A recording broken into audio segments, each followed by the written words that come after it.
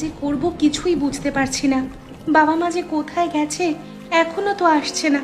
এই বন্যায় মনে হচ্ছে তো আমাদের ঘর ভেসে যাবে।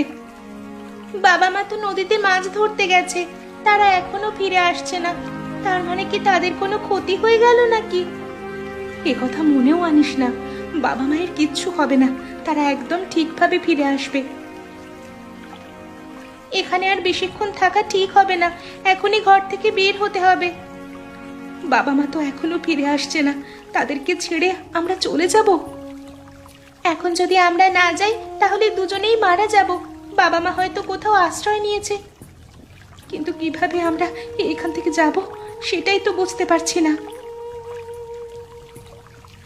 সামনে কলা গাছের ভেলা আছে, সেটার মধ্যে উঠে শরীর ভালোভাবে বেঁধে নেব।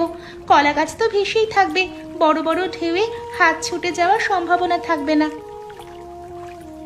আমাদের ঘর তো ভাসিয়ে নিয়ে যাচ্ছে, চল তাড়াতাড়ি কলা গাছের ভেলায় উঠে পড়ি।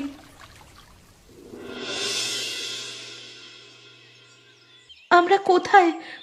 আমরা কোথায়? মা, তোরা একদম ঠিক আছিস, ভালো জায়গায় আছিস। আমি তোর কাকা, কোনো চিন্তা নেই, তোরা সুস্থ হয়ে যাবি। কাকা, বাবা মা কোথায়? বাবা মাকে তো দেখতে পাচ্ছি না। দাদা এবং বৌদি দুজনেই মারা গেছে। এই বন্যায় চরের অনেক লোক মারা গেছে মা।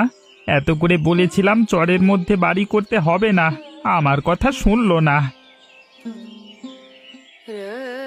কাঁদিস না রে মা, কাঁদিস না। তোদের বাবা মা মারা গেছে তাতে কি হয়েছে, আমি তো আছি। তোরা বেঁচে আছিস এটাই অনেক। তোরা সুস্থ হ, আমি তোদের এখানে কলেজে ভর্তি করে দেব। তোদের সকল দায়িত্ব আমার।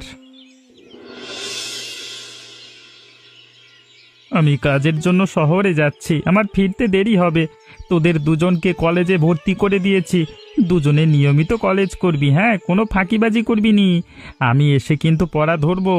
আর হ্যাঁ মাধুরী, তুমি ওদেরকে ভালোভাবে দেখে রাখবে, হ্যাঁ। তুমি কোনো চিন্তা করো না, ওদের দায় দায়িত্ব সম্পূর্ণটা আমার।